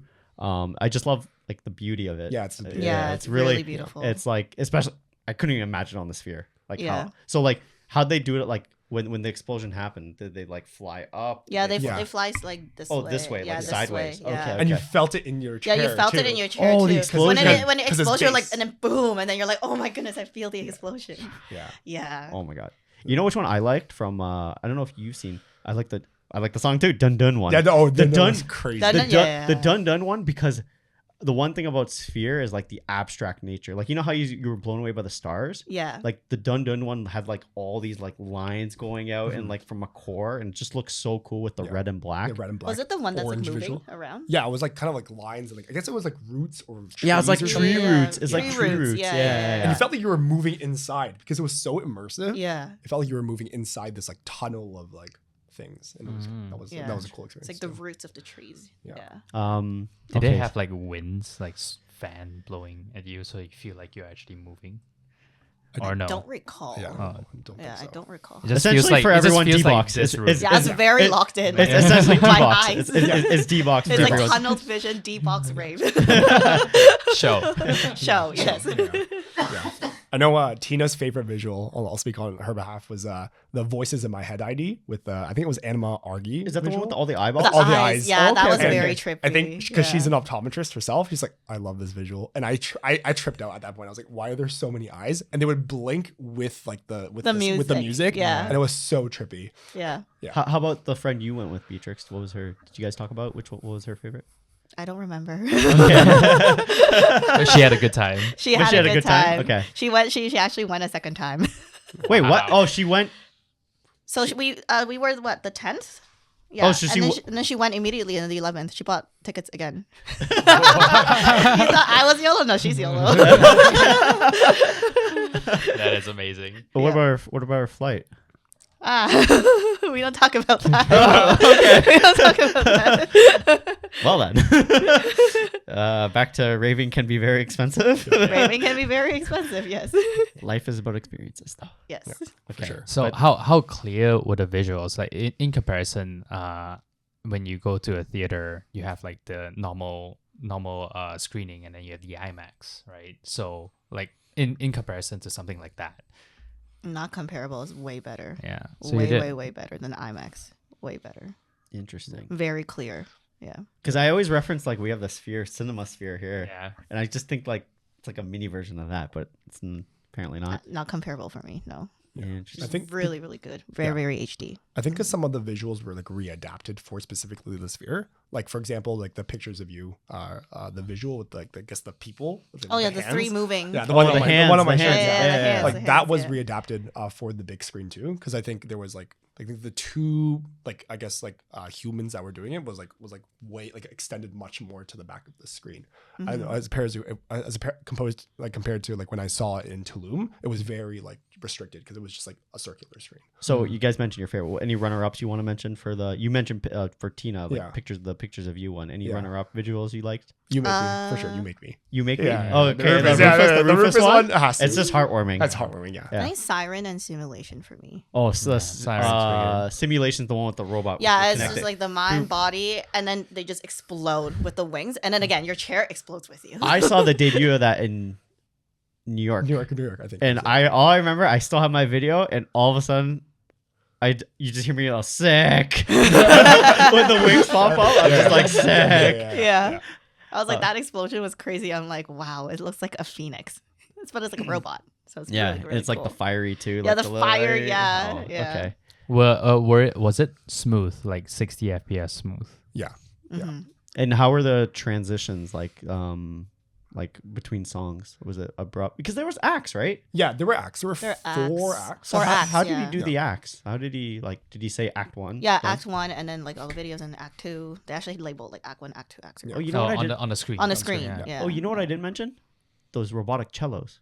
Oh yes. Oh yeah. How did those play into it? I thought it looked cool, but for some reason I thought it was I a didn't gimmick. know they're robotics. Yeah. So I they're thought there was robotic. someone Yeah. like that was playing live. Because I saw 2 cellos, but I wasn't sure if I saw like somebody playing the Yeah. cello. So Mm-hmm. I was talking to Tina about it because Tina actually plays the cello as well. Oh, okay. And she was saying like this is like super cool and super realistic. Like when you heard like different like chords change within the sounds in the song, the cello would also switch their bowing and whatnot, and it was always in sync too. But I think Anyma mostly used the cellos in like the intro part, or when they were doing the transitions in the acts. That's when he would bring out the cellos, because I think maybe he was like switching the visual on his like. Did they have machine or so they had a something. solo session too, where is only the cellos playing? You could just hear cello sound, or Yeah, it anything was like- cello sound plus like his like I guess it was like a percussive beat in the background that was like within the similar like BPM. As well. So Yeah. so this is segues into the next thing. This is more of a technical thing, but there was a recent video that was released on his setup. Because I think when you see him, he has like these keyboards on the side. Yeah, like Yeah. 2 decks. like, and kind then of. he's like moving in between them and Mm-hmm. like touching them like this. But like the question comes in: is this pre-planned, pre-recorded? But from the track list, we know it's pre-planned. Yeah, I think 100%. I think everyone can agree it's pre-planned. Maybe 1 or 2 minor differences with the visuals, Yep. but pre-recorded, I don't think so. Yeah, I don't I'm think not- it's pre-recorded. Yeah, I think the track list is definitely like, because you're building these visuals specifically for the sphere. Like, there's only so much you can do to like I guess like Alter. for the track list and Yeah. to alter that stuff. Yeah. But I think the mixes were more or less. I think it wasn't a pre-record set. So jumping back to that video, we'll have a video link of what I'm talking about right now. There's there was a recent video that was linked, and there's a pre-recorded preset, and they showed his actual build-up. And we mentioned Rampa before. Apparently, Rampa had a help in designing his setup. Nice. And what it allowed him to do is, a lot of people know like Ableton and the capabilities of like the music and like if he doesn't have like CDJs, what is he doing? Yep. Well, apparently he has the keypads, and he has like an Ableton screen where he can remove a singular note off the song to like change up how he does it. Now, I don't know how that translates. It's kind of weird. Like I didn't experiment, but it's definitely a cool video to check out. We'll have a link. Yeah. But it's cool that Rampa helped design it too. But it's just like, I guess, how many times did you see him like use the keys or the transition? Was he always on it? Was he always like moving, busy? For those who live for festivals, raves, and nightclubs, you know the energy, the music, and the memories. Every time you leave with ringing ears, you're risking permanent hearing damage. Here's Earplugs offers hearing protection designed specifically for music lovers. Their earplugs reduce noise levels by up to 21 decibels, protecting your hearing while keeping the music crystal clear. Get up to 30% off when you group buy with 5 friends. Protect your hearing, enjoy the music. Click the link in the description now or scan the QR code on the screen. Don't wait till it's too late. Order today so you have it for your next event. Yes, I think sometimes he was. That reminds me of like, I think when Marak came to Toronto for Zamna Toronto, he had that very similar setup where he had like, I think a keyboard and like 2 laptops, and he was like doing a lot of like this motion too. Like I think it kind of, I'm not sure if it's the exact same setup, but I think it was like kind of more so like removing some musical elements or adding in some layers and textures to the mix. I think that's definitely possible, but like I think the drops have to align with the visuals, like 100%. Like you cannot mess that up. It's such a big production value. So I think there is some sort of like freedom for musical expression, but at the same time, I think it is also quite limiting as well, because you do have to match it to the visual. How small was Anyma? Very So small. So like I small. can only tell because like they elevated them, I think, and then they light it up. So I was like, oh, there's him. But then I was like, well, I don't care. Like, I'm not here to see the DJ. I'm here to look at the visuals. But you just see a small silhouette. It's like very small. But yeah, I think the mixes were pretty clean. I think you kind of get spoiled though, because what happens is that the VJ would project the next visual up while he was mixing, so you had some sort of idea what song was. And if you looked at the track list, you kind of knew. And then if you look at the track list, you knew. But if you even looked at the visual, some of them, you had a hint of what song was next too. But that's more your perspective. But for you, Beatrix, complete blind, right? Complete blind. Yeah, I had no idea. And then like sometimes they would actually have black screens. So then, like, no visuals at all for like a little bit. Oh, okay, really? And then I was like, "Oh, that's a good break," because I was like very mind blowing. I think you need that. Is the ones get the visuals. It's super overwhelming. Yeah. And then like lasers would come out. I remember there were lasers. They had and lasers? lights. Yeah, they had lasers. Yep. But then the thing is, they shoot up, right? So I was like, "Oh, I'm blinding again." Sunglasses. So when the black screen appeared, you remembered how to breathe. Yeah. I was like, oh. Okay. And then like when it's back out, I was like, oh. And what if you had to pee? I didn't have to. I was locked in. Because I'd be like, I cannot go. Yeah, but then people walked in and out. So I was like, no, because I have to like move a little bit. I'm like, no. But for me, like if I were to sit in a D-box theater, like I feel like I have to pee because they shake you, right? I guess. So one final thing about the entire production. So we know melodic techno is emotional because it's trance. Yeah. What was your peak moment? Like you mentioned like some of the visuals, but what was your, during the set, did you have like another peak moment, like emotional moment, anything? I think it was at the end where I think there's a visual where he put the heart inside the robot. And I was like, oh my god. That's the Rufus collab, isn't it? It was, I have no idea. That's all I remember. I was like, that specific scene. Was it the hug? Was it a like hug? I don't remember if it was a hug. It's just like him putting in like a heart inside the robot. Oh, no, that's the new ID. I think there was a new ID. Oh, okay. Yeah. Maybe we'll put... I think it's Human Now. I think that's the song or something. Yeah. And then that was like, had a little tear. Yeah.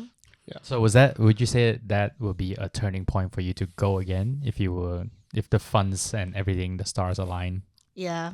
I think Is it still on the table? That's the question. Yeah. You see it, like I saw the lineup for, I was thinking the final show for the March show. It was stacked, like with John Summit, Cassian, opening. Yeah. And then I was like, I want to go. But I just got plane tickets for EDC. Vegas welcomes you back with open arms. Yeah. Vegas loves Beatrix. I was like, I can't come back for the third time. Just in 1 year. All in 1 year. All in 1 year, but who In knows? 5 months, I think. I checked plane ticket prices, and I was like, oh, it was actually kind of expensive because I think it was the same weekend as Laser City. Like the Friday. Yes. So I was actually thinking Friday, go to Laser City and then fly out Saturday to catch the Sunday show and then come back Monday. Raver planning? Raving? And then I was looking, and then I looked at it financially. I'm like, no, I have to be financially responsible. The zeros aren't adding up. Know your limits. Know your limits. Yeah, I know. It's funny because I'm an accountant and I'm like trying to just like. The Excel's open. Yes, You'll be like, yes, I'm like, can I do this again? yeah. And I have to also calculate for vacation days too. Are you, That's Joey? another thing. If you could. If I could, I think it would depend on if my job lets me to go. But it's hard because like it's always like you have to like take like you said, you need to take sick days. You have to like, calculate all that stuff. Do you guys too. know anyone going a second time? I do. You do? Yeah, I do. Yeah. I do as well. Yeah. Wow. Did they need your convincing? No, they were just like, yeah, I'm down. Yeah. Like I was just asking. I was asking the group because I actually thought it was a new show. I was like so ready to go. So I thought it was actually like a new show, but then it's like no, he just added more. So it's like, oh, it's the same thing. That's why I was like wasn't like very inclined to go again. But then if I had the money, I would. Yeah. We also say in the panel that like Afterlife is just kind of like a one-time thing. A one-time thing. Yeah. Well, I mean, always like not doing like a things one-time, twice yeah. is the way I like looking at it, even festivals. So like you go to Afterlife the first time, you don't know what to expect. And then the second time you kind of like, okay, I know what to expect. Yeah. And then after that, it's like, okay, do I want to pursue this more? Yeah. Because then it comes down to, do we like the genre? Yeah. Are the visuals enough to carry it forward? Well, I really like all his songs now. That's why I came back and kept listening to his sets. Like it was literally on loop. Like the Tomorrowland set, the Afterlife sets. I just kept listening to it now. Yeah. The inflection point is coming. The Tomorrowland set. Did you listen to the Freedom one or the main stage one? I think it was the main stage one. And then I was looking, I'm like, I didn't like how the main stage was set up because you can't really see the visual. Yeah, that's true. Yeah. So I was like, I feel like for me, visual makes a huge thing. So if it was Part of the experience. Yeah. So then I'm like, if it's just the music, I don't know if I can stand. Like I might like fall asleep. Yeah. I see. So for those going in March, do you guys have any tips you would give? We've talked about a whole bunch of tips, guys. So I hope it's been beneficial. But any major tips you would give anyone? Like one final thing. I think definitely stay on the strip. Like I would, it's more or less like if you're able to walk, like mid-strip or So something. you can like walk, or you can Yeah. take a quick Uber. Yeah, for sure. I think maybe the weather in February or March might be a little bit nicer, so you don't have to like maybe Uber if you're able to take like a 20-minute walk. It's not as bad. But it should be much warmer later then. Well, for me, I think like it doesn't matter how warm it is outside because inside they still blast the AC.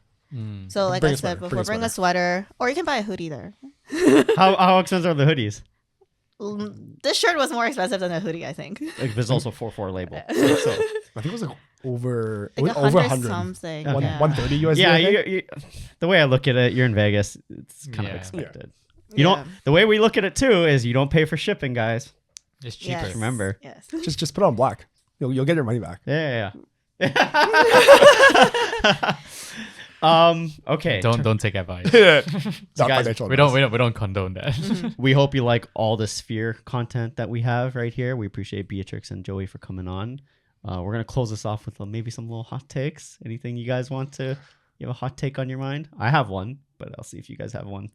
I think we touched a little bit upon this already, but I think like if you're going like think of it as a show as opposed to a rave. I think Yeah.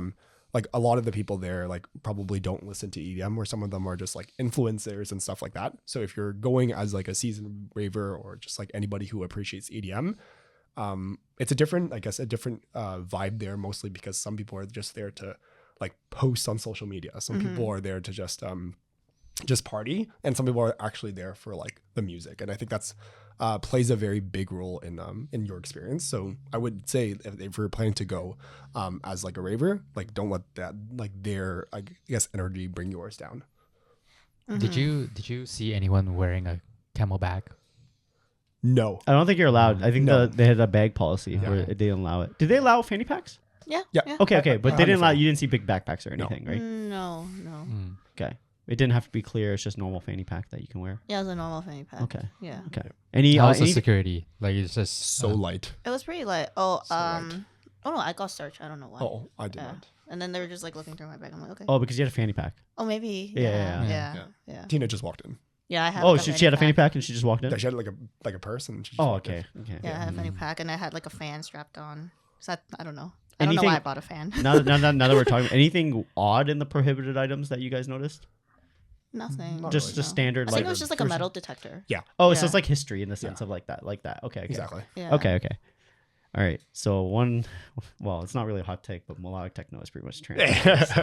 so, I mean, we can go on and on about that discussion too. But yeah, as you said, there was an emotional part. And what is trance filled with? Lots of emotions. So. Uplifting trance. But another one I have is, this is more towards you, Beatrix, is that you're a bass head at heart, right? Yeah.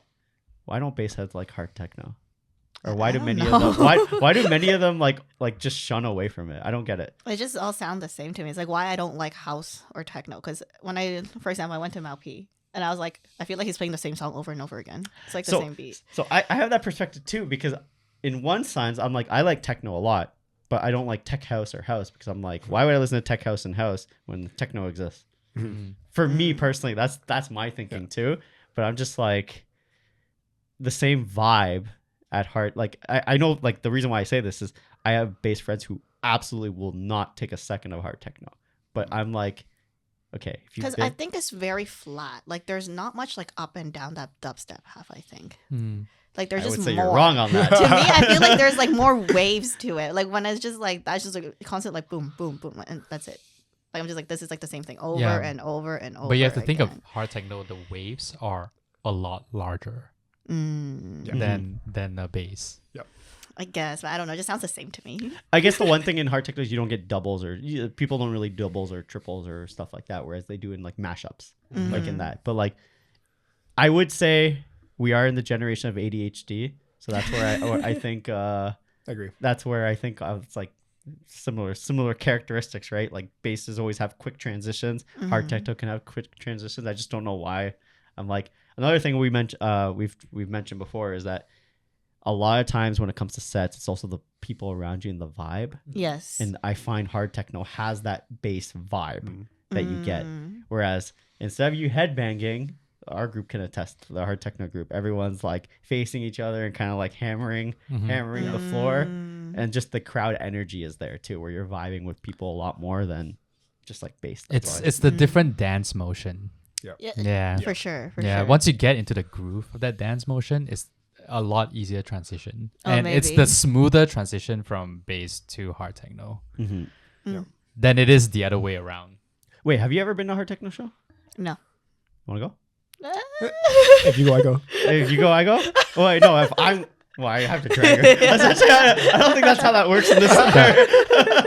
At the time of this recording, the next one is Phantasm, right? Well, no, there's the Takeover 6. Like, Oh, yeah, 3 the or 17 6. one, I'll send yeah. you all the details, don't worry. All right. Yeah.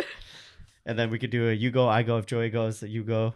Yeah, if Joey goes, I go. By proxy. Okay, that's He said one rave a month, right? I go to a lot of rave a you guys raves. can carpool and everything, right? Exactly. You get home nice and safe, you know. Exactly. Experience it. Okay. We have a plan. There we go. All right. Any final thoughts, guys? Anything you guys want to say? Final thoughts on Sphere? Anything?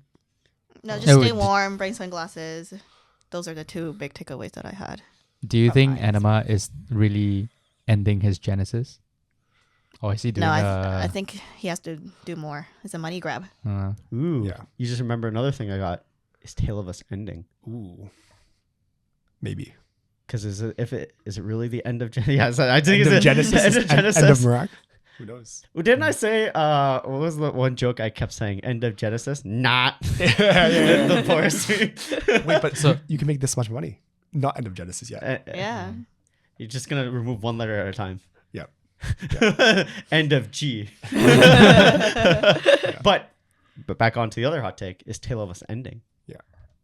I mean, I saw that video. I maybe we can post it as well. But Yeah. that video of I guess Anyma and Mirac just like there's no chemistry. I think There's like, no interaction. Yeah, no interaction. Yeah, and I there's a think- Tulum video. There was a that- Tulum- that I was actually recently- watching a set too. I was like, oh, I didn't know Anima came from Tale of Us or something. Yeah, like that's why the one weekend was free for the Sphere. That's why he didn't do it that one weekend. And I think he had a wedding, actually. I think he went to a wedding. Oh, wow. After the January 1st date, I'm like, why isn't he playing shows on that weekend? Yeah. And I think he went to a wedding. So I think that's why it was. But he also did Tulum, I think the week after. Yeah. And then he went back to the Sphere. Mm-hmm. But yeah, that interaction happened there where it looked like they were visibly upset at each other. Yeah, it's like they're not friends or Yeah. something. And Like another thing is, I know you don't want to lose steam, but they're individual solo projects. Yeah. And you would think if it's the end of Genesys, Yeah. Nah. that he would include Mark as his support. Yeah.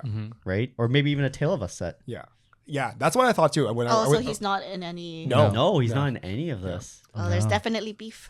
Definitely. There could be a transition, Yeah. creative Yeah. differences, but it's not the end of Afterlife label. No, definitely I know that. No. It's just I think they're maybe more focused on their solo project Yeah. now, and we're starting to see that because I don't think we ever saw a Mark show, an Anyma show, when Tale of Us wasn't playing. Yep. And I think only last year, like once the Sphere show was announced, our Zamna show. Yep. And now That we're was seeing fun. festival lineups where they're both on it and they're both playing separate and not Tale of Us. We'll see, man. I don't know. I remember I went last year to the when I went to Tulum for Tale of Us. It was one day was Anyma presents Genesys, and then afterwards he would go back to back with Merak, so it would be Tale of Us. And then I went to the set where Merak did a We Don't Follow set, and then it was Tale of Us after. But things were perfectly fine back then. But maybe now this year it might be a little bit different. Yeah. But I mean, even this year, like a lot of like in Zamna Toronto, like we got Merak for the We Don't Follow set, which I thought was phenomenal. I hope he comes back, which was great. But like. I don't know. Maybe because Toronto doesn't have the budget to bring Anyma. That's a different topic. But Yeah. I mean, we got Mark. I think Mark is pretty Yeah. expensive. Exactly. He has some roots in Toronto. yeah, Yeah. But let's be real. Anyma is way more expensive nowadays. for sure. Just because he's playing Sphere. Yeah. Yeah. He's playing Sphere. He has a bigger resume. Okay. Well, that's it for this episode. So thanks for tuning into this week's episode, guys. If you enjoyed it and want to support us, please share it with a fellow raver, like and subscribe. Do leave us a comment on anything we talked about. If you have any questions or if you want more tips, more personalized tips for the Spheres, our DMs are open. We can definitely help out. So this podcast is audience funded. It would go if you It would go far. Yeah, it would go far if you were able to support us. We have a PayPal donation link in the description. We also have merch that we are selling. We're very close to out of stock. Wow. So grab yours today. We'll be posting something soon about that on how much we have left. We also have a sponsorship with earplugs, like an affiliate link with the earplugs. Here's a brand based in the Netherlands who are partnered with Vernet And ADE. and ADE this year, and they're picking up a lot of steam. A lot of people are using them. We have a discount. Like I said, it'll be in the description. If you group buy it, it's way cheaper. It could be like $40 Canadian per each earplug. We also have 10% off with Sound. If you want to buy individuals. Yep. Like- A couple of the panels uses it. Yeah. He uses Sound. I use here. I actually bought Here's now. I actually bought using a group offer. Yeah. So someone Yes. recently just proposed, "Hey, you want earplugs?" I'm like, "Yeah, let's try it. Why not?" So I now have Here's and Sound, and honestly, I've heard good things about Here's, so I'm excited to try them. But yeah, that's it for this episode. We'll see you guys in the next one. Bye. Bye. Bye. Bye.